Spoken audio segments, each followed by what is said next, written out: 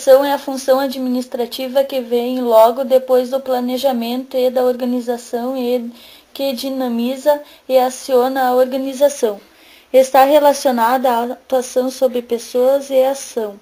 A direção é exercida através de comunicação, liderança e motivação das pessoas.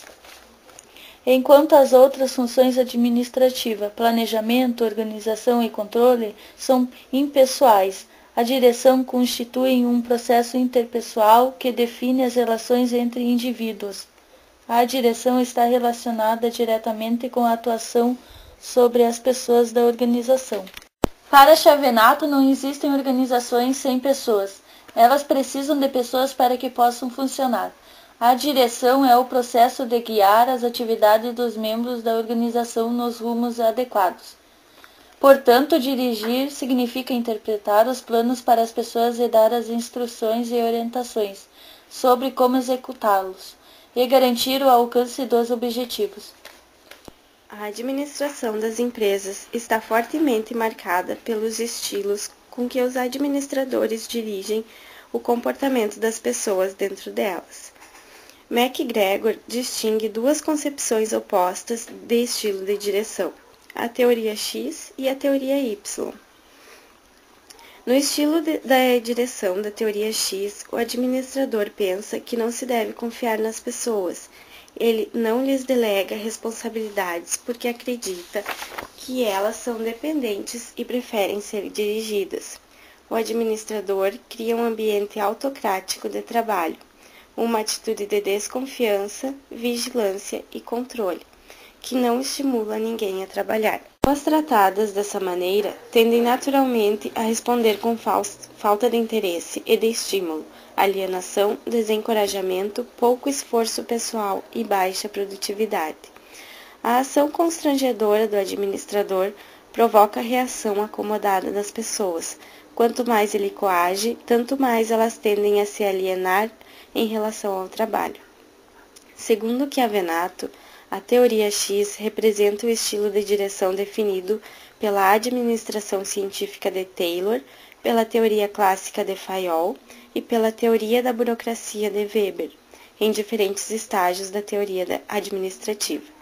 Significa um bitolamento da iniciativa individual, aprisionando da criatividade do indivíduo, estreitando da atividade profissional por meio do método pré-estabelecido e da rotina de trabalho. Em outros termos, a teoria X leva as pessoas a fazerem exatamente o que a organização deseja, independentemente de suas opiniões ou seus objetivos pessoais. O administrador, que pensa e age de acordo com a teoria Y, tende a dirigir as pessoas com maior participação, liberdade e responsabilidade no trabalho, pois considera que elas são aplicadas, gostam de trabalhar e têm iniciativa própria. Ele tende a delegar e a ouvir opiniões, pois acredita que as pessoas sejam criativas e engenhosas. Compartilha com elas o desafio do trabalho, porque pensa que elas são capazes de assumir responsabilidades com autocontrole e autodireção no seu comportamento. A teoria Y representa um moderno estilo de direção apregoado pela teoria comportamental e as teorias administrativas posteriores. Propõe um estilo de direção participativo e democrático com base nos valores humanos e sociais. Enquanto a teoria X é uma administração por meio de controles externos impostos ao indivíduo, a teoria Y funciona como uma administração por objetivos que realça a iniciativa individual. Motivação refere-se a forças dentro de cada pessoa que a conduzem a um determinado comportamento. O comportamento humano pode ser explicado por meio do ciclo motivacional, que é o processo pelo qual as necessidades condicionam o comportamento humano, levando-o a algum estado de resolução. As pessoas são diferentes entre si no que tange a motivação. As necessidades humanas motivadoras do comportamento humano produzem padrões de comportamento que variam de indivíduo para indivíduo. A teoria da hierarquia das necessidades de Maslow classifica as necessidades humanas de modo lógico e conveniente, com implicações importantes para os administradores. Maslow via a motivação como uma hierarquia de 5 necessidades, que iam das fisiológicas, segurança e estabilidade, participação, estima, até chegar à autorrealização. Liderança. Para fazer uma empresa ou departamento produzir resultados, O administrador deve desempenhar funções ativadoras. Entre elas sobressaem a liderança e o uso adequado de incentivos para obter motivações.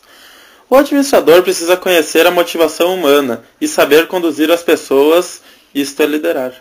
Liderar é a influência interpessoal exercida em uma situação e dirigida por meio do processo de comunicação humana, a consecução de 2 ou mais objetivos específicos.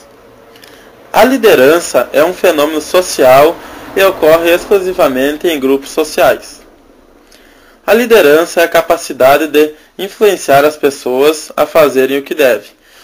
O líder exerce influência sobre as pessoas, conduzindo suas percepções de objetivos em direção aos seus objetivos. Existem 3 tipos de liderança: liderança autocrática, liderança liberal e liderança democrática.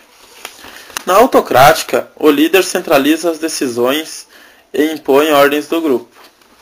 Na liderança liberal, o líder delega totalmente as decisões ao grupo e deixa-o completamente à vontade, sem controle algum. E na liderança democrática, o líder conduz e orienta o grupo e incentiva a participação democrática das pessoas. A comunicação tem aplicação em todas as funções administrativas, mas é particularmente importante na função de direção, por representar o intercâmbio de pensamento e de informações para proporcionar compreensão mútua e confiança, além das boas relações humanas. Comunicação é a troca de informações entre indivíduos, significa tornar comum uma mensagem. A comunicação constitui um dos processos fundamentais da experiência humana e da organização social. A comunicação requer um código para formular uma mensagem e enviá-la na forma de sinal, por meio de um canal, a um receptor da mensagem que a decodifica e interpreta seu significado. A comunicação é uma atividade administrativa que tem 2 propósitos principais: proporcionar informação e compreensão necessárias para que as pessoas possam se conduzir em suas tarefas e proporcionar atitudes que promovam motivação, cooperação e satisfação nos cargos. Esses 2 propósitos promovem um ambiente que conduz um espírito de equipe e a um melhor desempenho nas tarefas.